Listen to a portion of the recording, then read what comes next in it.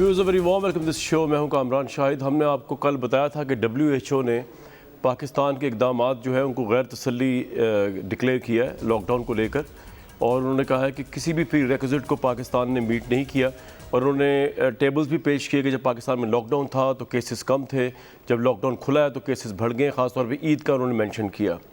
अब उन्होंने ये भी सजेस्ट किया था कल अपने लेटर में जो हुकूमत पाकिस्तान को लिखा WHO ने कि आप एक लॉकडाउन करें, उसके बाद उसको थोड़ा खोलें, उसके बाद फिर बहुत सख्त लॉकडाउन करें, और इस कॉम्बिनेशन के साथ पाकिस्तान इस बीमारी पर काबू पा सकता है। और इसके लिए ऑब्वियसली उनके सामने यूरोप की मिसालें। मैं आज न्यूयॉर्क स्टेट का देख रहा था। न्यूयॉर्क स्टेट सबसे वर्स तरीके से हिट हुई थी अमेरिका के अंदर, और उसमें अमवात जो थी वो 30,000 से भी ऊपर चली गई थी एक स्टेट के अंदर अमेरिका की। लेकिन आज वहाँ पे पिछले 24 घंटों में एक भी मौत नहीं हुई।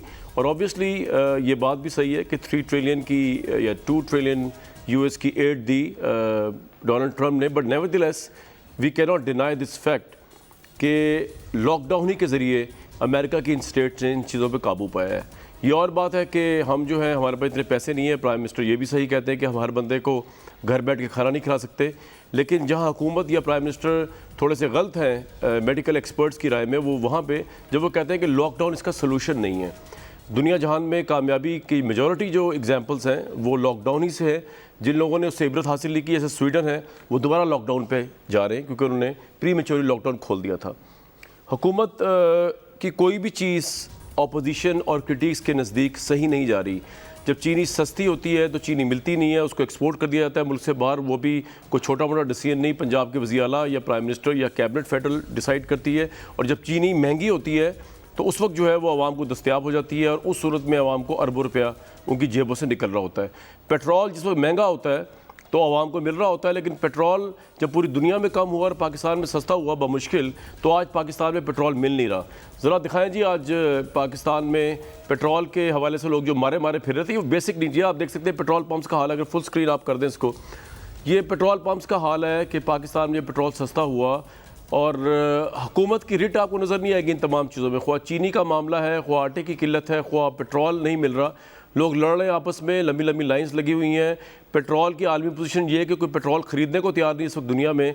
मार्केट नेगेटिव में गई हुई है, अपने हाथ से बेचने को तैयार। लेकिन पाकिस्तान में आप देखें दीगा मुश्ती कोरोना के दौरान भी जारी है, इससे कोरोना वायरस और भी फैल रहा होगा। तो ये है पोजीशन।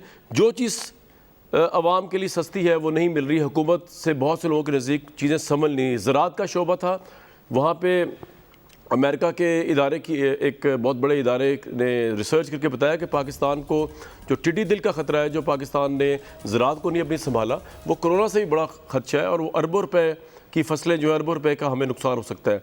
तो वहाँ पे भी हुकूमत हमें चीज़ें संभालती हुई नज़र नहीं आई। एक एहतसाब था नवाज शरीफ साहब को लेकर, हुकूमत उसको भी संभालती हुई नज़र नहीं आई। हमारे ही फेडरल मिनिस्टर फवाद चौधरी साहब ने अपने ही पंजाब हुकूमत और अपने ही पंजाब के सरकारी बोर्ड, अपने ही पंजाब के सर्विस हॉस्पिटल, अपने ही शौकत खानम हॉस्पिटल के डॉक्टर, ये जो टेस्ट थे ये मशकूक हैं, इनकी रिसर्च होनी चाहिए।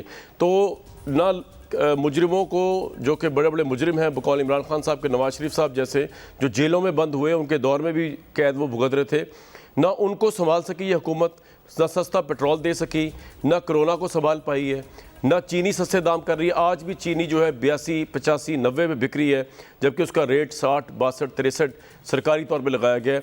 हुकूमत के मैं बयानात पढ़ रहा था प्राइम मिनिस्टर के, वो बड़े खफा हुए, उमर अयूब साहब पे पूरी कैबिनेट खफा हुई। लेकिन और प्राइम मिनिस्टर ने कहा कि कुछ भी हो जाए मैं दबाव में नहीं आऊँगा और आवाम को रिलीफ मिलना चाहिए। लेकिन from the prime minister of Pakistan लोग ये नहीं एक्सपेक्ट करते कि मिलना चाहिए। Action, writ, assertion, power of the government of the state चाहिए, जो कहीं नज़र नहीं आ रही।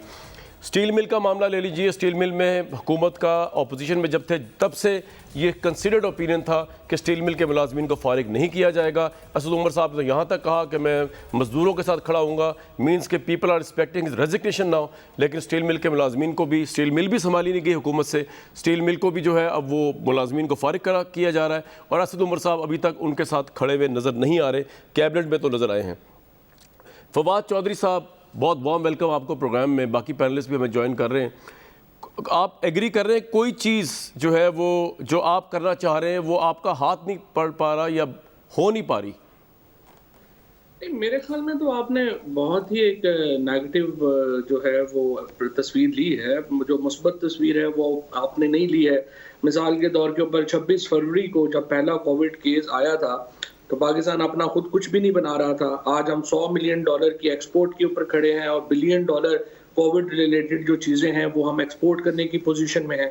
इसी तरीके से पाकिस्तान में पाकिस्तान थर्ड वर्ल्ड कंट्रीज में पहला मुल्क बना है जिसने इलेक्ट्रिक व्हीकल पॉलिसी जो है वो अपनी दी है।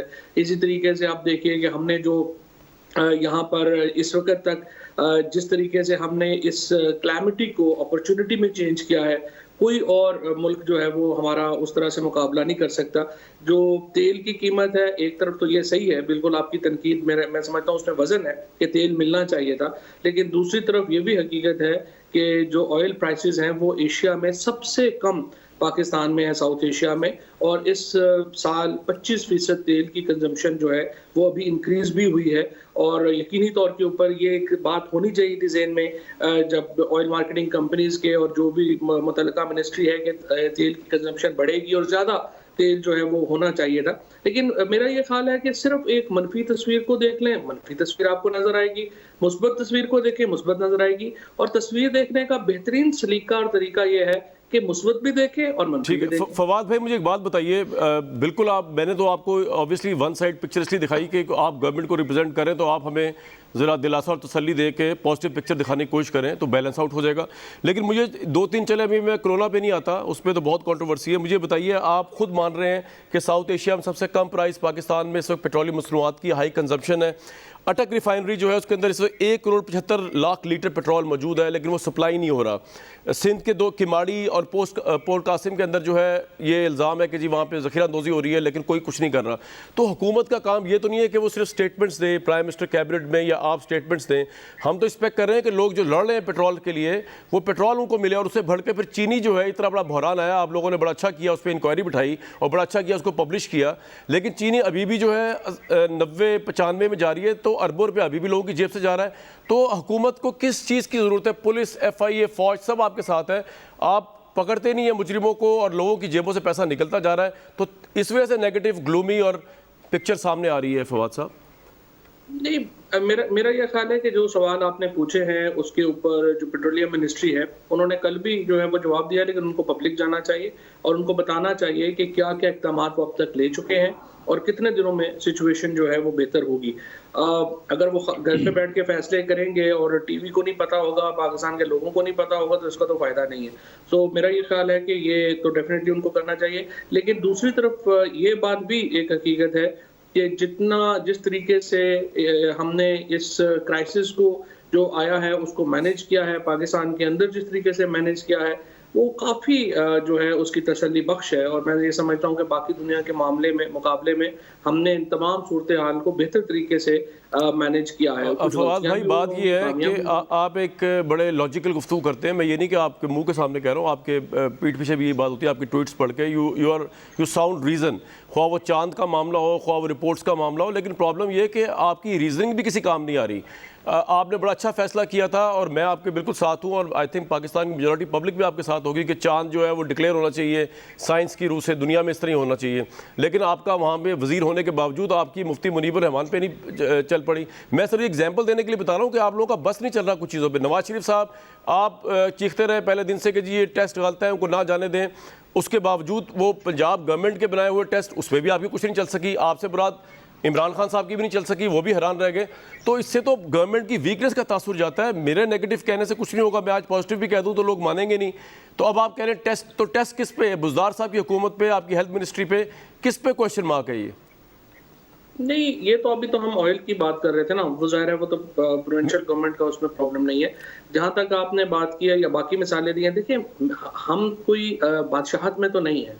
हमने तो अपना पॉइंट ऑफ व्यू जो है वो देना है। मसलन आप देखिए पार्लियामेंट का सेशन, मैंने कितना कहा कि हमें वर्चुअल सेशन करना चाहिए, वो अपोजिशन नहीं मानी। आज तकरीबन 1/3 जो हमारे पार्लियामेंटेरियंस हैं वो कोरोना का शिकार हो गए हैं। और मुझे लगता है कि जो हम ये पहुंचेंगे इसकी तरफ, तकरीबन जिस दिन ये हमाद अजहर की स्पीच होगी, ये अभी इसको है अभी 5-7 दिन हमारे बजट के, मुझे तो शक ये है कि 2/3 of the parliament by budget speech जो है उसको कोरोना हो चुका होगा। जो अगर नहीं मानते बात तो देखे ना, अब कोई बंदा तो कोई अकल की और उसकी बात ही कर सकते हैं ना, मानना ना मनवाना तो हमारे हाथ में कोई, हम कोई मार्शल और डिक्टेटर तो नहीं है, हम या कोई बंदूक उठा के तो बात नहीं करनी। फवाद भाई आपने सही कहा, आपने बड़ी अलार्मिंग बात बताई कि 1/3, मुझे नहीं पता इस फिगर का, मुझे ये तो पता है कि जो लोग चीदा हुए, आज जैसे इकबाल साहब भी हो गए कोरोना पॉजिटिव, आज फरख हबीब साहब भी हो गए, लेकिन आप कह रहे हैं कि 1/3 हुए पार्लियामेंटेरियंस, तो और आपने अपोज किया कौमी असेंबली, तो ये तो आप तो वही कह रहे हैं कि लॉकडाउन, यानी कि आप तो उसी चीज़ की मुखालफत कर रहे हैं कि फिर आपके ख्याल में तो लॉकडाउन होना चाहिए, क्योंकि लॉकडाउन का मतलब ये है कि घर में बैठे रहें, तो आप यही कह रहे हैं कि पार्लियामेंट में भी लोग ना आए, क्योंकि अगर पार्लियामेंटेरियंस भी पार्लियामेंट में आके अपने आप कोरोना से बचा नहीं सकते, हालांकि मैं समझता हूँ कि पार्लियामेंटेरियन आम पब्लिक ज़्यादा अवेयर है, वो मास्क भी पहन रहे हैं, सैनिटाइजर भी, तो फिर तो there is more of a case for lockdown, जिसको आप लोग अपोज करते हैं। नहीं देखिए, मैं पहले दिन से मुझे वैसे लगता है कि ये इसमें हमारी थोड़ी जो है वो कम्युनिकेशन जितनी बेहतर होनी चाहिए थी शायद उतनी नहीं थी, बिकॉज प्राइम मिनिस्टर साहब का स्टांस तो पहले दिन से बड़ा वाज़ेह था। पीएम क्या कह रहे थे, वो कह रहे थे देखें आप 100% लॉकडाउन नहीं कर सकते, आपकी इकोनॉमी भी अफोर्ड नहीं कर सकती, लोग भी अफोर्ड नहीं कर सकते। 2 मिसालें मसलन आप दे दें, आपने 3-4 दिन आपने लॉकडाउन किया कराची में गुड्स ट्रांसपोर्ट का, आपका डीजल पेट्रोल गिलगित बल्तिस्तान में खत्म हो गया। अभी आपने 500 अरब रुपए की गंदम उठाई है पंजाब से, अगर आप लॉकडाउन कर देते तो आपकी जो सबसे बड़ी फाइनेंशियल एक्टिविटी है वो बैठ जाती और आपका ग़ज़ाई बहरान पैदा हो जाता। सो आपने करना ये है, जो मेरे ख्याल में बिल्कुल पीएम साहब की अप्रोच बिल्कुल सही थी, कि रोजाना बैठ के हमने देखना है कि कौन से शोबे आप खोल सकते हैं, कहाँ पे आप बंद हो सकते हैं। फिलहाल तो सारा कुछ खोल दिया है, एसओपीज आ सकते हैं। एक दो चीज़ों के फवाद साहब आप वो जानते तो हो। फिर बाद में एक सुप्रीम कोर्ट के फैसला जब आया तो उसकी जो मीडिया में प्रेजेंट हुआ जिस तरह से, तो चलें, वो ये आपका पॉइंट आ गया ना, वो गवर्नमेंट तो नहीं कह रही थी। अच्छा, let me take bring opposition into it. Musaddiq Malik साहब, वैसे तो खुद ही काफी थे। अच्छा, मैं खुद ही काफी था, सही, बिल्कुल ठीक। मुसद्दिक मलिक साहब, वैसे तो ये कि हुकूमत जो है, नहीं फवाद भाई आप हमसे कंट्रोल नहीं होते, हमने आपके मुकाबले में 2 पहलवान उतारे हैं सियासी, आप फिक्र ना करें, आप देखते रहें, अभी आज टाइम बहुत है। अच्छा मुसद्दिक भाई, बात ये है कि हुकूमत के सारे इलॉजिक्स आप कह सकते हैं एक तरफ, लेकिन एक बात लॉजिकल है, इकॉनमी को जब वो बीच में लेके आते हैं, तो मैं इस बात से डिसएग्री करता हूँ फवाद चौधरी साहब और प्राइम मिनिस्टर साहब की कि लॉकडाउन कोई हल नहीं है, लेकिन मैं इस बात से एग्री करता हूँ कि इकॉनमी हमारे पास नहीं है लोगों को देने के लिए, तो लॉकडाउन हल तो है, लेकिन अमेरिका जैसे यूरोपियन ममालिक के लिए जो घर में बैठ के लोगों को खाना खिला सकते हैं, चाइना जैसे, हम लोग नहीं। Your take on it, given the fact कि डॉक्टर्स बता रहे हैं कि हर 1 घंटे में 4 अमवात हो रही है पाकिस्तान में अब, विच इज़ अ फैक्ट। देखिए मुझे बड़ी अजीब सी बात लगी आज, मेरे भाई ने, मेरे बड़े अच्छे दोस्त है फवाद साहब, उन्होंने कोरोना को भी एक अपॉर्चुनिटी कहा है। मैं ज़रा अहाता कर दूं आपको इस अपॉर्चुनिटी का जिसका वो जिक्र कर रहे हैं। आवाज़ नहीं आ रही मुसद्दिक मलिक साहब, आवाज़ करें मुसद्दिक मलिक साहब की, आवाज़ करें। शुक्र है जी, शुक्र है, बंद ही रखें जी, बंद ही रखें। आवाम तक जाने दें मेरी आवाज़, चौधरी साहब से तो मैं डरता हूँ, मैं बचा दूंगा, बल्कि और सारे माइक बंद कर देंगे। अच्छा ठीक है, यानी कि मुसद्दिक भाई आप लोगों की ऑटोक्रेसी वाली, हालांकि इक़्तिदार चला गया, आपकी हरकतें नहीं की हुकूमत वाली, माइक सारे बंद कर दें। सिर्फ खौफ है सर, सिर्फ खौफ है सर, सिर्फ बिल्कुल ठीक, चलें खौफ है सर। और आपको पता है सर, ये आप तो अभी आपने देखा किसी गाड़ी में से पाउडर निकल आता है, किसी के ऊपर को मुकदमा डल जाता है, तो ये खौफ तो नेचुरल है सर, इसमें क्या ऐसी, आप घर बैठे बस, शरीफ आदमी आप, छोड़े आप। हाँ, मैं घर ही बैठा सर, मैं तो कह रहा हूँ माइक भी बंद कर, ना बांस होगा, ना बांसी, ना गाड़ी होगी, ना कोई नॉर्कोटिक्स निकलेगी आपके पास। चलें जी। अच्छा सर, बात ये है कि जो अपॉर्चुनिटी है, मैं जरा उसका अहाता कर दूं प्लीज सर। अप्रैल 1 को हमारे पास 2299 के करीब पेशेंट्स थे, तो हुकूमत ने कहा कि नहीं, अब हम लॉकडाउन की हमें, तो सर 18,114 कोरोना के पेशेंट्स हो गए और हुकूमत ने जश्न मनाया और प्रोग्राम पे टेलीविजन पे आके कहा कि हमारे तो देखे सिर्फ 18,000 हुए हैं। ये जितने लोग कह रहे थे कि मरीज बढ़ जाएंगे, इनको कुछ नहीं पता, पाकिस्तान का कोरोना कमज़ोर है, पाकिस्तान के अंदर गर्मी ज़्यादा है, हमारे अंदर कुव्वत मुदाफ़त बहुत ज़्यादा है। और वज़ीर आज़म साहब तो ये भी कहते रहे कि ये तो फ्लू है भाई, फ्लू है, इससे कुछ भी नहीं होगा, 97% लोग तो वैसे ही इससे बस गुजर जाएंगे फ्लू के सिम्टम्स के साथ ही। 1 जून को सर 76,000 लोग हो गए, 76,320। 1 जून सिर्फ 8 दिन पहले थी, आज 9 तारीख है। आज सर 1,14,000 मरीज हो गए हैं। 76,000 पहली को थे सर, और आज 9 तारीख को 1,14,000 मरीज हो गए हैं। और ये है वो अपॉर्चुनिटी जिसका अभी जिक्र कर रहे थे मेरे भाई। अब मैं आपको ज़रा अमवात के हवाले से बता दूं सर। 1 अप्रैल को सर 31 लोग इंतकाल फरमाए थे, जिस वक्त इन्होंने कहा कि नहीं पाकिस्तान में कोई मौत नहीं हो रही, आप इसको खोलें। 1 मई को सर 417 लोग जो है उनकी मौत हो चुकी थी और हुकूमत ने कहा कि हमारे यहाँ तो अमवात की शरह बड़ी कम है और हमें कुछ नहीं होने वाला। 1 जून को सर तकरीबन 1620 लोग इंतकाल फरमा चुके थे और आज सर 1 जून 8 दिन पहले थी, आज 2200 से ज़्यादा लोग इंतकाल फरमा चुके हैं और अगर ये इसी तरह चलता रहा तो 1 जुलाई तक 4,500-5 हज़ार लोग इंतकाल फरमा सर हुकूमत क्या करे? ये सर कैसे अपॉर्चुनिटी हो सकती है सर, कैसे ये अपॉर्चुनिटी? ये तो पूछ लेंगे फवाद साहब। मेरे भाई कह रहे थे जी अभी मेरे भाई कह रहे थे कि हमारा तो बड़ी हमारी कारकर्दगी तसल्ली बख्श रही है। सर ये तो कोरोना अभी आया है ना, कोरोना से पहले इनको 6% की शरह पे तरक्की करती हुई इकॉनमी दी, इन्होंने 1.9 पे कर दी, अब वो नेगेटिव में चली गई है। कोरोना से पहले सर इनको जो इन्फ्लेशन यानी वो से कम पे दी, ये 14 पे ले गए सर। आप मुझे ये बताएं, ये हम पे कहते रहे आपने कर्जे लिए, आपने कर्जे लिए, जितने हमने 5 साल में कर्जे लिए उतने इन्होंने 2 साल में कर्जे ले लिए सर, और कहते हैं कि आपके कर्जे वापस करने के लिए हमने उतने कर्जे ले लिए जितने आपने 5 साल में लिए। अब आप मुझे बताएं सर, आप उस हवाले से बिजली के हवाले से देख लें, जो सर्कुलर डेट था वो सर्कुलर डेट आज कहाँ पहुँच गया है सर, वो कैसे पहुँचा है यहाँ तक, ज़रा इनसे पूछें। 1.1 इनके मुताबिक सर 1 यानी 1100 बिलियन का सर्कुलर डेट था इनके मुताबिक, हम कहते थे 900 का है, लेकिन चले इनकी फिगर मान लेते हैं। ये आज सर 2 ट्रिलियन से ज़्यादा कैसे पहुँच गया? अगर ये इतनी अच्छी कारकर्दगी दिखा रहे हैं, सर्कुलर डेट इन्होंने डबल कर दिया सर, महंगाई की शरह इन्होंने 3 गुना कर दी, तरक्की की शरह कोरोना से पहले इन्होंने 3 गुना कम कर दी और अब मनफी के अंदर चली गई है। आप मुझे बताएं सर ये कैसे है? वैसे हैरान, अगर आप ये फैक्ट्स हैं, ऑब्वियसली कुछ फैक्ट्स तो आपके सही हैं, लेकिन ये हैरानकुन बात है क्योंकि इसमें इनके पास भी बड़ी एक्सपीरियंस टीम है, मतलब पीपल्स पार्टी के एक्सपीरियंस लोग हैं, एमक्यूएम के एक्सपीरियंस लोग हैं। सर वो ठीक है सर, वो ऐसे है ना, तो बदनीति तो नहीं हो सकती का एक्सपीरियंस जी नहीं सर, एक्सपीरियंस गलत था सर, एक्सपीरियंस था धरने का सर। अभी भी कंटेनर पे चढ़े हुए हैं वजीर आजम भी और उनके सारे हवारी भी सर, अभी भी कंटेनर से नहीं उतर रहे। जो तकारीर हो रही थी ऑपोजिशन के अंदर वही कि तू चोर, तेरा बाप चोर, ये वो, बाल्टी उठाई हुई कीचड़ की, जो गुजरे उस पर फेंकते चले, आज भी वही है सर। आप पूछें कि महंगाई क्यों है, कहते हैं पिछली हुकूमत। चले सर आपको तो फेवर दे दी सर, आपको तो पंजाब ने फेवर दे दी, पता नहीं किस तरह की रिपोर्ट्स आई और आपकी लीडरशिप बाहर चली गई। चोर कोई होगा या नहीं होगा, रिपोर्ट भी मेरे भाई ने दिलवाई है सर। पूरी हुकूमत लग गई, यानी वजीर आजम ने काबीना के सामने गारंटी किया, उन्होंने डॉक्टर ताहिर शमसी को बुलाया कराची से, अपने जो सीईओ हैं जो आजकल कोरोना को हेड कर रहे हैं, उनके पॉइंट पर्सन हैं शेख ज़ायद हॉस्पिटल के सीईओ जो हैं सर, उनको बुला के कहा कि खुद जाके चेक करो। पूरी पंजाब की जो टीम है सेहत के महकमे की, शौकत खानम ने भी चेक किया, ठीक कह रहे हैं आप। इनका जवाब तो देखें जी, फवाद साहब भी परेशान है इस बारे में, तो खड़ी हैं मेरे भाई के खिलाफ खड़ी हैं। मेरा भाई रोज कहता है कि इन्वेस्टिगेशन करें, वो कहती है मैंने खुद लैब करवाई है। ये क्या बात कर रहे हैं कि लैब इन्होंने फर्ज करवाई है? मैंने यार मुसद्दिक भाई एक बात अंदर की बात बताएं, फिर कह रही हैं आप मुझे एक बात अंदर की बताएं कि रिपोर्ट्स भी सही थी और वो ठीक भी एकदम हो गए इंग्लैंड जाकर, तो हुआ क्या इंग्लैंड में? क्या था सर? उनका सर उनकी सर्जरी की जरूरत है, उनके स्टेबलाइज हो चुके हैं। जो सर पॉइंट आ गया आपका, चले सर्जरी उनकी होगी, जैसे ही कोरोना की वबा खत्म होगी उनकी दिल की सर्जरी होनी है, उसके बाद वो वापस तशरीफ ले आएंगे।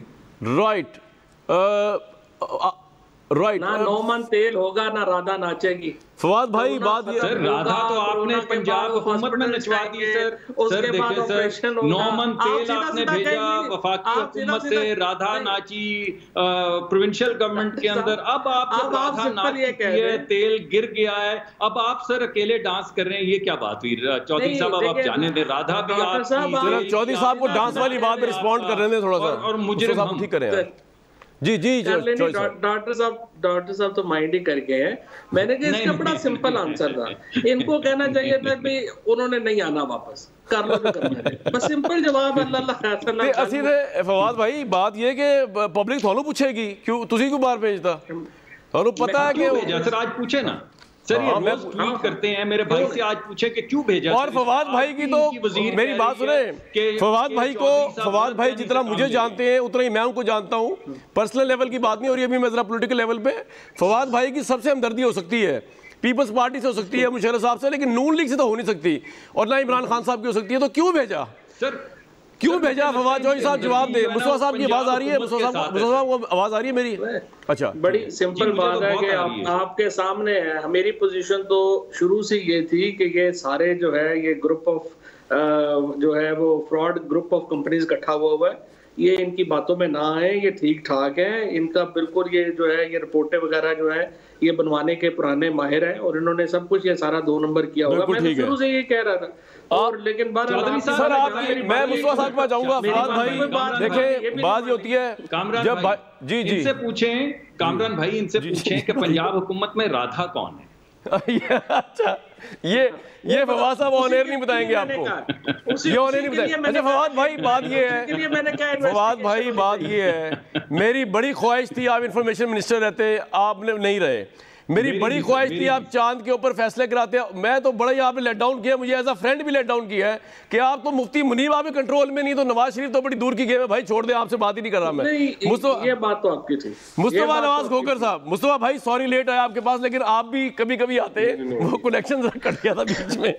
अच्छा भाईजान, बात ये है कि मैं आपका बयान पढ़ रहा था, आप कह रहे थे कि कोरोना इस वजह से लग गया था आपके बयान से कि ये हुकूमत ने फैलाया कोरोना, और बिलावल भाई तो कहते ही हैं, बिलावल भुट्टो साहब तो इस तरह ही कहते हैं इन्होंने फैलाया।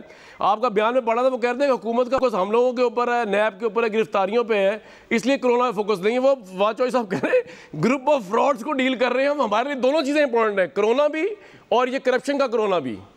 मुस्तफा भाई शुक्रिया। देखिए कामरान भाई, सियासी जुगतबाजी अपनी जगह, हम तीनों दोस्त हैं, आपस में बैठ जाते हैं बहुत दफा हम, और फवाद भाई वैसे हमेशा उसमें जीत जाते हैं, हम दोनों को चित करके रखते हैं। लेकिन गुजारिश ये है कि अगर आप सारी सूरत हाल का अहाता करें, बड़ा अच्छे तरीके से डॉक्टर साहब ने भी किया। ये जिस हम क्राइसिस से गुजर रहे हैं, इस क्राइसिस में हमें अपनी नेशनल प्रायोरिटीज को तय करना पड़ेगा कि हमारी प्रायोरिटीज हैं क्या। अगर हमारी प्रायोरिटी कोरोना है, इस वक्त गैर मामूली सूरत हाल है, तो हमें अपने तमाम तर अटेंशन, फोकस और रिसोर्सेज उसकी तरफ रखने चाहिए। उसी के साथ जुड़ा हुआ एक मसला है हमारी फूड सिक्योरिटी का। अब सिर्फ छोटी सी एग्जांपल है कि फूड सिक्योरिटी का 1 साल पहले इशू आसिफ जरदारी साहब ने कौमी असेंबली में उठाया, लेकिन 1 साल गुजर गया, सिंध हुकूमत चीखती रही, उस पर कुछ नहीं हुआ, और अल्टीमेटली क्या हुआ कि आर्मी चीफ को बैठकर उसके ऊपर मीटिंग करनी पड़ी और चीजों को चलाना पड़ा। वो जो वफाकी हुकूमत थी, जो मुतलका वजारतें थी, वो अपनी जगह पर रह गई, वो काम ही नहीं कर सकी। आपने जो इंट्रो भी दिया, इस वक्त हकीकी तौर पर जो मुल्क के अंदर सूरत हाल है, देयर इज नो गवर्नमेंट। वफाकी हुकूमत के बारे में आप देख लीजिए कि बैरून मुल्क के अखबारात क्या लिख रहे हैं। आज ब्लूमबर्ग की क्या खबर है, जिस वक्त वजीर आजम लॉकडाउन की मुखालफत कर रहे थे और लोगों को ये कह रहे थे कि ये फ्लू है, इनके वज़रा कह रहे थे कि रोड एक्सीडेंट्स के अंदर लोग ज्यादा मरते हैं, ये तो कोई ऐसी बड़ी बात नहीं, और DGISPR और सारी सूबाई हुकूमतें मुल्क में लॉकडाउन का ऐलान कर रही थी। तो वजीर आजम ने हमेशा वो पोजीशन ली जो पोजीशन हकायक के बरखिलाफ थी, साइंस के बरखिलाफ थी, और उन्होंने एक ऐसी उम्मीद दिलाने की कोशिश की जिस उम्मीद के कोई उनके पीछे कोई लॉजिक नहीं था। फवाद भाई की अपनी मिनिस्ट्री आप देखिए, इन्होंने, फवाद भाई ने मई के महीने के अंदर ऑन रिकॉर्ड किया था, ट्वीट किया था, देख लीजिए इनका वीडियो आप पैगाम निकाल के देख लीजिए। इन्होंने कहा था कि जून के दूसरे हफ्ते तक हमारे यहाँ ये मामला पीक कर जाएगा, और इनके अपने वजीर आजम और अपनी इनकी काबीना जो है, इनके जो टीम लीडर है, इनके जो कॉलीग्स हैं, वो इनकी बात मान नहीं रहे थे। इसी तरह पंजाब आप सूबा उठाकर देख लें, पूरे मुल्क का सबसे बड़ा सूबा है। आप मुझे एक प्रेस कॉन्फ्रेंस बता दें जो पंजाब के वजीर आला ने जब से ये क्राइसिस हिट किया और अभी तक उन्होंने की हो, उन्होंने एक प्रेस कॉन्फ्रेंस करके पंजाब के अवाम को ये इत्मीनान दिलाया हो। उन्होंने पहले भी कभी नहीं की वैसे, फॉर द रिकॉर्ड जी नहीं, लेकिन द पॉइंट इज कामरान भाई के ही is the chief executive of the province. I agree with you. अगर जो भी लोग there are around they look for the leadership. हां जी, बिल्कुल बिल्कुल एग्जैक्टली। और उन 12 करोड़ लोगों को जो सूबे के अवाम है, आप बताएं कि एक दफा भी उनकी तरफ से तसल्ली दी गई हो, एक दफा भी उन्होंने टीवी पर आकर कहा हो कि मैं आपकी जिंदगियों की जमानत देता हूं, मेरे पास में जो हुआ मैं करूंगा, ये कहने के लिए भी वो टीवी पे आ सके, उनके अंदर भी ये अहलियत नहीं। और खान साहब उनको वसीम अकरम प्लस कहते हैं। इस वक्त जो मुल्क की जो ये आपने क्राइसिस दर क्राइसिस हमारे सामने आ रहे हैं, और उन क्राइसिस में हमें नजर ये आ रहा है, आज ब्लूमबर्ग का अगर आप आर्टिकल देखें, जो ब्लूमबर्ग में लिखा गया, वो यही लिखा गया कि इस वक्त इस मुल्क के अंदर जो सिविलियन हुकूमत है, जो लोग सपोजिटली वोट लेकर इलेक्ट होकर उन ऑफिसेज में बैठे हैं जिनसे उन्होंने मुल्क चलाना है, वो अपनी जगह पर मौजूद ही नहीं है, काम ही नहीं कर रहे।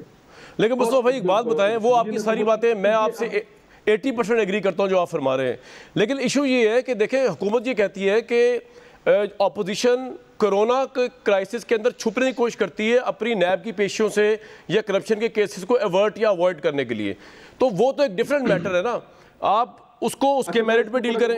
जी आपसे बात कर रहा हूँ, एक लम्हा इजाजत दे दीजिए जी आप ही से बात का जवाब देने के लिए। जी कामरान भाई, अब फवाद भाई काफी दिनों से ये कह रहे हैं कि ये गलत रिपोर्ट्स देकर मुस्लिम लीग नून वाले एहतसाब से बचना चाहते हैं, ये नहीं करना चाहते, और गलत रिपोर्ट्स देकर चकमा देकर यहाँ से निकल गए। अब मुझे सिर्फ अगर इस बात को अगर आप एक जरा उस पॉलिटिकल पॉइंट स्कोरिंग के पैमाने से हटाकर अगर आप इसको एक लॉजिकल तरीके से अगर आप देखें, आईजी पंजाब इनके पास है, खुद ये वफाकी काबीना का हिस्सा है, वजीर आजम आईजी इस्लामाबाद को हुक्म दें, आईजी पंजाब को हुक्म दें FIR दर्ज करो कि इन डॉक्टरों ने हमें चकमा दिया, उन्होंने क्यों गलत रिपोर्ट तैयार की। सिर्फ आवाम को एक पॉलिटिकल पॉइंट स्कोरिंग के लिए एक स्टेटमेंट के पीछे लगाकर और हकीकत पर आए। आज फवाद भाई कहें कि नहीं हम कल काबीना ये फैसला करेगी और या वजीर आजम ने ये फैसला कर लिया कि उन तमाम डॉक्टर्स के ऊपर मुकदमात दर्ज होंगे जिन्होंने जाली रिपोर्ट नवाज शरीफ साहब की दी। ठीक जी आपको, लेकिन मुस्तफा भाई लोग ये कह रहे हैं कि आपको भी गवर्नमेंट ने रिलीफ दिया थोड़ा सा, जब जरदारी साहब को जिस तरह वो सिंध ट्रांसफर हो गए, ये तमाम चीजें आपके साथ बड़ा सॉफ्ट रखा है रवैया। What's your take on it? Quickly फिर मैंने ब्रेक लेनी है। देखिए जो जितना रिलीफ मिला है वो सारा अदालतों के जरिए मिला है, और इवेंचुअली तो नवाज शरीफ साहब को भी अदालत के जरिए मिला है ना, वो हुकूमत भी ये कहती है अदालत के जरिए मिला है। कैबिनेट से मिला सर, कैबिनेट से मिला सर, बाहर जाने का रिलीफ कैबिनेट से मिला। वो ठीक है, ECL ठीक है, मैं इसी पॉइंट पे जरूर पूछूंगा, एक ब्रेक लूंगा, लेकिन एक पूछूंगा जरूर फवाद चौधरी साहब से कि आज हमारे हाथ चढ़े हुए हैं, खुल के बताएं कि बेसिकली वो और प्राइम मिनिस्टर क्या वाकई समझते हैं कि पंजाब गवर्नमेंट ने जो है वो इनके साथ मिल के नून लीग के साथ, which is very highly unlikely, ये पूरा कॉम्प्रोमाइज़ ही कर दिया और गवर्नमेंट को और प्राइम मिनिस्टर को भी धोखा दे दिया, या फिर ये क्या इतनी बड़ी साजिश हुई कि प्राइम मिनिस्टर को पता नहीं चला, पंजाब गवर्नमेंट को भी पता नहीं चला और ये रिपोर्टें बन गई और नवाज शरीफ साहब बाहर पहुंच गए? क्योंकि हुकूमत की तो कोई भी चीज़ उनके हाथ, मैं अभी भी कहूँगा टिड्डी दिल का हमला हो, सस्ती चीनी मिलनी हो, इसका जवाब अभी तक फवाद भाई ने नहीं दिया, अभी मैं पूछूंगा दोबारा कि इतना कॉन्स्पिरेसी, इतना हुकूमत बदनाम हुई, तरीन साहब, खुसरो बख्तियार के भाई सब आ गए, उसके बावजूद चीनी इतनी महंगी क्यों मिल रही है? सस्ता तेल के ऊपर एक्शन क्यों नहीं हो रहा? ज़ख़ीरा अंदोज़ों पे अभी तक बात क्यों हो रही है, उस पर एक्शन क्यों नहीं हो रहा? तो हुकूमत का हाथ क्यों नहीं पड़ रहा? ख्वाब नवाज शरीफ साहब को भेजने का मामला हो, उनको कैद में रखने का मामला हो, या आवाम को आम सहूलियात देने का मामला हो, हुकूमत का हाथ क्यों पड़ता हुआ नजर नहीं आ रहा? रिट ऑफ द गवर्नमेंट इसको पॉलिटिकल लैंग्वेज में कहते हैं। ब्रेक लूंगा ji. Very warm welcome back to this show. Fawad Chaudhry साहब हमारे साथ हैं, मुसद्दिक मलिक साहब हैं, मुस्तफा राज खोकर साहब हैं। हुकूमत से कुछ बड़े इंपॉर्टेंट सवाल आते हैं जिनका जवाब ऑब्वियसली फवाद साहब भी दे सकते हैं। फवाद भाई जी एक बात बता दीजिए क्विकली, मैं आपसे 3-4 सवाल पूछना चाहूँगा, आपके जवाब चाहिए इसके अंदर, वो बड़े इंपॉर्टेंट होगा, आप प्राइम मिनिस्टर के बहुत करीब है, आपकी बात सुनते भी हैं वो। लॉकडाउन के लिए कोई प्लान भी है कि आप लॉकडाउन के लिए कभी ये स्टेज है जिस पर आप जा सकते हैं, या सोचा हुआ है कि कुछ भी हो जाए 1 घंटे में चाहे 100 बात हो, लॉकडाउन नहीं हो सकता मुल्क के हालात को देखते हुए? Quick take off. ये देखिए ये पीएम साहब की कभी भी पोजीशन नहीं है जो आप कह रहे हैं ना कि वो कभी भी नहीं हो सकता या ये नहीं हो सकता। मैं पूछ रहा हूँ, मैं नहीं कह रहा, मैं पूछ रहा हूँ। प्राइम मिनिस्टर साहब ने शुरू दिन से ही उनका जो पॉइंट ऑफ व्यू है बड़ा क्लियर है। वो कह रहे हैं कि देखिए ये रोजाना के फैसले हैं और रोजाना के फैसलों के लिए क्या किया, फोरम क्रिएट किया, NCOC बनाई, उसमें सारे सूबे भी बैठते हैं, उसमें सारे इदारे भी बैठते हैं, उसमें एक्सपर्ट्स भी बैठते हैं, वो सारे लोग आपस में बात करते हैं, उसके बाद आते हैं वो उसके में जो है वो उनके मुताबिक फैसला होता है। और कई फैसले ऐसे हैं जो सेंटर करना चाहता था लेकिन सूबे नहीं माने और नहीं हुआ। फॉर एग्जाम्पल आपको याद होगा एयर ट्रैवल जो है ये खोलना चाह रहे थे, रेलवे जो है वो शेख रशीद साहब तो बहुत एम्फेसिस कर रहे थे कि रेलवे खोलें, लेकिन सिंध ने ऑब्जेक्शन किया, लिहाजा वो नहीं खोला। एयर ट्रैवल खोलना चाह रहे थे उस वक्त। साहब सिंध के मुतालिक तो हम कह सकते हैं वो रजिस्ट कर सकते हैं, लेकिन बुज़दार साहब के मुतालिक को मानने को तैयार नहीं है कि उन्होंने प्राइम मिनिस्टर की ख्वाहिश के बरक्स लॉकडाउन किया। लेकिन चलें आप कहते हैं तो मान लेते हैं कि वो पावरफुल है and he has done it on his own. My next question to you. नहीं कोई ये तो क्लेम उन्होंने भी नहीं किया, ये तो कभी उन्होंने पंजाब ने भी नहीं कहा कि हमने नहीं किया। मैं सिर्फ अब ये कह रहा हूँ कि प्राइम मिनिस्टर साहब ने आर्बिट्रेरी फैसले किए ही नहीं, उन्होंने तो जो एक्सपर्ट्स की ओपिनियन है, जो NCOC। ठीक है सर, आपका पॉइंट आ गया और आप कह रहे हैं कि ये कोई हत भी नहीं है, लॉकडाउन हो भी सकता है दोबारा अगर सूबे चाहे हालात बिगड़े। आपका ये पॉइंट ऑफ व्यू इसके ऊपर, राइट? इफ आई ये तो देखिए, ये तो हम, मेरा फैसला या किसी का तो नहीं, ये तो एनसीओसी के अंदर लोग बैठे हैं, ये उनकी मर्जी है, वो करना चाहे करें, नहीं करना बिल्कुल ठीक है। यानी कि प्राइम मिनिस्टर चाहे ना चाहे, लेकिन एनसीओसी इस वक्त इतनी पावरफुल है कि फैसले कर सकती है। चलो, क्योंकि प्राइम मिनिस्टर एनसीओसी की और एक्सपर्ट्स की ओपिनियन को जो है वो इंपॉर्टेंस देते हैं। बिल्कुल ठीक है, फैसले वो करके लाएंगे तो पीएम वो अच्छा। दूसरा, चीनी के ऊपर बता दीजिए कि दो तीन चीजें। जहांगीर तरीन साहब लंदन चले गए हैं, लोग पहले ही कह रहे थे कि जहांगीर तरीन को बचा लिया जाएगा, जहांगीर तरीन साहब का सॉफ्ट कॉर्नर प्राइम मिनिस्टर के साथ।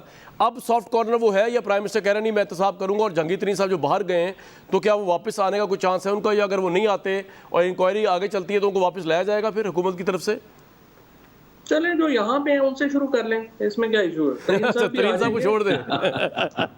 तो यहाँ पे हैं उनसे शुरू कर यार फवाद भाई, वैसे ऑपोजिशन को आप कहते हैं ग्रुप ऑफ फ्रॉड्स, और तरीन साहब के मुताबिक आप बात ही नहीं करते। उनके भी भाई बात यह है, जो यहाँ पे है शुरू कर लेते हैं ना, फिर उसके बाद जो है वो उधर भी आ जाए। यानी कि जिसको शुगर आपने तो पढ़ी होगी मुझसे ज्यादा डिटेल से वो जो शुगर रिपोर्ट, सब ज्यादा जिस बंदे को हाईलाइट किया गया वो है तरीन साहब।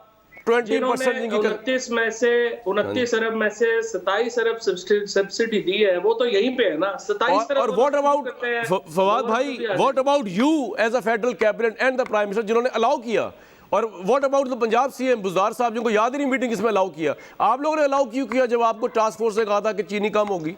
आप पे नहीं आता है? फेडरल गवर्नमेंट ने तो हम देखिए, फेडरल गवर्नमेंट ने तो अलाउ नहीं किया सब्सिडी, फेडरल गवर्नमेंट ने तो नहीं चीनी के एक्सपोर्ट सर। देखिए, एक्सपोर्ट के ऊपर तो अब भी पॉइंट ऑफ व्यू बिल्कुल वाज़ेह है। पॉइंट ऑफ जो रज़ाक दाऊद साहब हैं वो अब भी यही कह रहे हैं कि जो फिगर्स हैं उसके ऊपर एक्सपोर्ट जो थी वो कल भी ठीक थी, आज भी ठीक है, और जब भी हो गया एक्सपोर्ट। फवाद भाई, you are an excellent lawyer, आप परों में पानी नहीं पड़ने देते। लेकिन अब इस हवाले से तीसरा आखिरी सवाल जो दोनों मेरे पैनल भाई, ये रिपोर्ट का मुअम्मा खोल के बता दें, नवाज शरीफ साहब के साथ आप मिले हुए थे, पंजाब गवर्नमेंट मिली हुई थी, या आप दोनों को पता नहीं चला, किसी और ने काम दिखा दिया? कुछ तो बताएं यार आज हमें। ये जो नवाज शरीफ साहब की रिपोर्ट की बात, जी, और कौन सी रिपोर्ट सर? और इसी की बात हो रही है। देखिए, इतनी रिपोर्टें तो आजकल रोज नहीं आ रही है ना। इशू ये है, नवाज शरीफ साहब की रिपोर्ट के ऊपर तो मैं बिल्कुल वाज़ेह पहले भी कह चुका हूँ कि इसमें जो लेबोरेटरी है जिसने उनकी, देखिए मिसाल अभी डॉक्टर मुसद्दिक साहब बैठे हुए हैं, अगला सवाल आपको इनसे ये करना चाहिए कि जरा बताइए आप नवाज शरीफ साहब के प्लेटलेट्स कैसे हैं?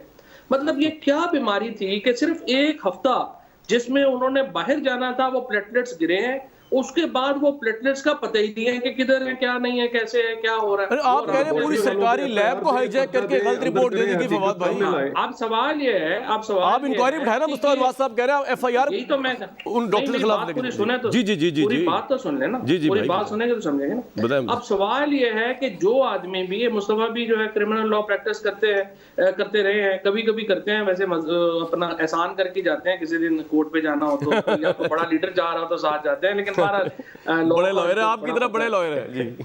हाँ, लॉयर। अच्छा, अब ये मुस्तफा को या जो भी पीएमएलएन का जो भी आपको क्रिमिनल लॉ प्रैक्टिस करता है, वो आपको बताएगा कि पाकिस्तान में ये जो रिपोर्ट्स हैं इनको मैनेज करना कोई प्रॉब्लम ही नहीं है। ये जो नीचे के लेवल के ऊपर जिस तरीके से रिपोर्ट तो डॉक्टर यार, यानी कि आपको ये साजिश के तहत इन्होंने मामू बना दिया सबने। मैं तो ये कह रहा हूँ, तो हुकूमत की रिट नहीं है ना यार, आप एक बंदे को जेल में रख नहीं सके। नहीं, ये कौन सा यार पहली दफा हुआ है पाकिस्तान में? आप तो ऐसे हैरत ज़दा हैं जैसे इमरान साहब, आप कोई अपना पाकिस्तान में नहीं कोई, आप जो है। अच्छा ठीक है फवाद भाई, आप ये तो माने कि 90, मैं कहता हूँ 100 दफा हुआ है, लेकिन आप बन गए मामू, आप भी 100वीं दफा। ठीक है, समझ गए। बात सुनने हुआ ये था, नहीं ये यहाँ पे कोई प्रॉब्लम ही नहीं है, लेकिन आप डॉक्टर हैं, आपको रिपोर्ट आती है कि जी शुगर लो है, ब्लड प्रेशर बहुत ज्यादा है, प्लेटलेट्स कम हो गए हैं, तो आप क्या करेंगे? आप ये बड़े खतरे।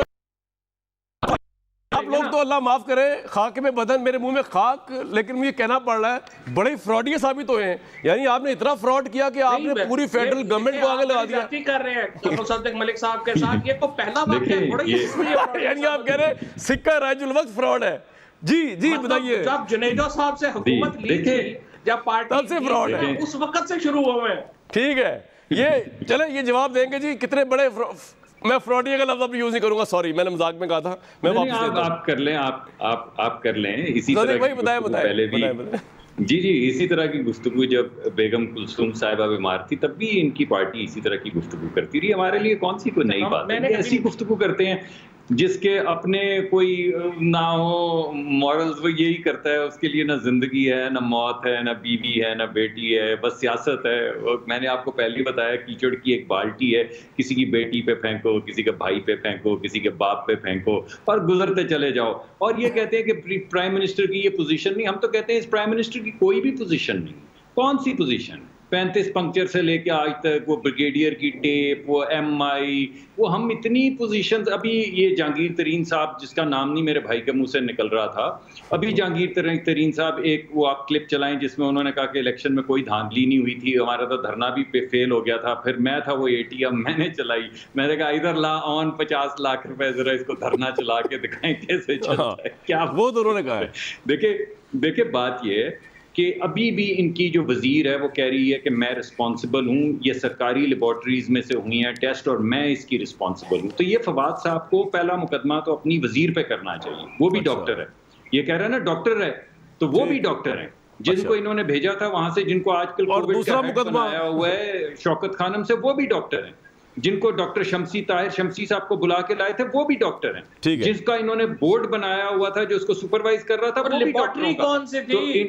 टेस्ट लैब और यार कह रही है सरकारी लेबॉर्ट्री। और यार आप मेरे दोस्त मुकदमा, और यार मेरे भाई मुकदमा दर्ज करें। चले मैं जरा थोड़ा सा आगे ले जाऊं मुस्तफा साहब के पास भी। नहीं कामरान भाई, एक मिनट में आपको असल बात। जी भाई क्विकली यार, सदिक मलिक साहब सुन ले। नहीं ऐसे नहीं। जी सदिक भाई क्विकली बोल दें। चौधरी साहब बात तो करने दे यार, क्या हो गया? देखिए चौधरी साहब जो है ना, असल में मुकदमा हम पे वो पंजाबी में कहते हैं सस्सी रोवे यारा नू लैला ना परावादा, ये हम पे मुकदमा कर ही नहीं रहे। ये जो मैं आपसे बार बार पूछ रहा हूँ ना, राधा कौन है, ये हमारे पे नहीं मुकदमा कर रहे। ये सिर्फ हमें याद ये राधा पे कर रहे हैं लेके, जिस पे राधा मरवा देती है भाई, बड़े बड़ों को राधाओं ने मरवाया। राधा ने ये राधा के चक्कर में नहीं आना आइंदा। तो ये राधा कोई रो रहे हैं, ये मैं आपको सच बता रहा हूं। भाई आप तो किसी राधा के चक्कर में नहीं, नंबर 1।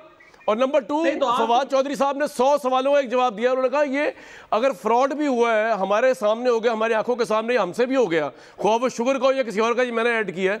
तो इस मुल्क में तो आप लोगों ने इससे पहले बड़े फ्रॉड किए हुए, तो आप सब फ्रॉडी हैं, तो ये भी शामिल हो गए उसी फ्रॉड लिस्ट में। देखिए मैं नहीं इनके लिए कभी भी ऐसा लफ्ज को इस्तेमाल नहीं, मैं मुस्तफा भाई की बात कर रहा हूँ। मुस्तफा भाई सवाल है।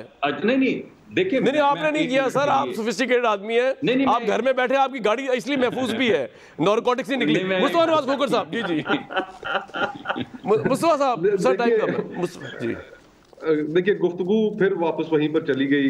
हम फवाद भाई ने एक शोशा छोड़ा, उस शोशे के फॉलो अप करने का इनके पास कोई तरीका नहीं है। उसके बारे में ये कह भी नहीं सकते कि हाँ हम अगले हफ्ते कार्रवाई करेंगे, अगले दिन से कार्रवाई शुरू कर देंगे उन डॉक्टर्स के खिलाफ जिन्होंने गलत रिपोर्ट्स दी। तो ये फिर एक इस तरह की बहस है कि जिसका नतीजा कुछ भी नहीं निकलना। और हम जो एक ऐसा एयर टाइम कि जिसमें हम आवाम तक असल हकीकत पहुंचा सकते हैं, आप बताइए प्लीज, बीमारी के मुताल्लिक हमारे जो आने वाले चैलेंजेस हैं वक्त में, बीमार है और हकीकत ये है कि सबसे पहली चीज तो ये है कि there is no government in the country. अगर आप सिर्फ इस चीज को देख लें कि 1 साल हो गया टिड्डी दिल के ऊपर इन्होंने कोई एक्शन नहीं लिया, सारे चीखते रह गए, और अगर आर्मी चीफ को मीटिंग करनी पड़ गई तो it is in itself an admission कि जी कि ये हुकूमत तो रह गई है, सारा काम ही हम कर रहे हैं। तो अगर आप खुद आपकी जो कई दफा पोजीशंस होती हैं उनसे आपकी हुकूमत आपसे मुत्तफिक नहीं होती, चांद का मामला हो चाहे कोई और दूसरा मामला हो, आपकी अपनी रिपोर्ट्स हैं जिन्होंने कहा कि जून के अंदर बहुत संगीन नौयत इख्तियार कर जाएगा ये कोरोना की वबा। आपकी हुकूमत आपकी साइंस एंड टेक्नोलॉजी की मिनिस्ट्री से साइंसदानों की राय से एग्री नहीं हुई, तो फिर हम आप क्या तवक्को करें कि वो क्या इस मुल्क के अंदर हुकूमत है। वज़ीर आज़म साहब कहते हैं कि मईशत का जहां तक तल्लुक है, मुझे तो टीवी से पता चलता है कि डॉलर ऊपर चला गया या नीचे आ गया।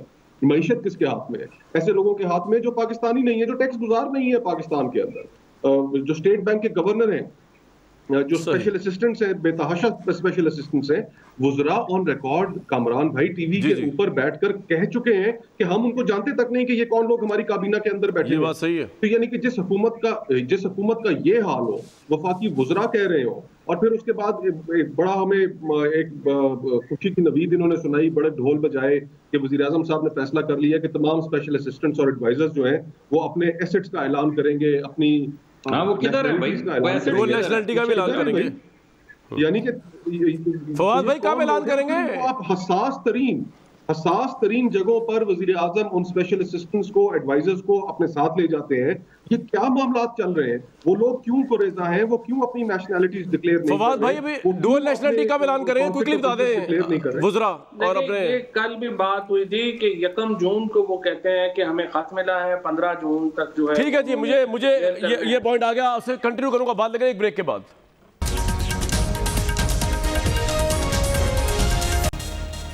इस प्रोग्राम का तज़किया तो आप खुद भी करते रहिएगा, आपने खुद बातें सुनी है, बाशऊर लोग हैं। राधा का बड़ा तस्करा हुआ, मैं सिर्फ इतना बताऊँ जाते जाते, राधा के चक्कर में रहिएगा, उससे दूर रहिएगा, कोरोना हो या कोरोना ना हो। राधा जो होती हैं वो बर्बाद कर देती है, वो एक धोखा है। मुझे दीजिए कल तक इजाज़त।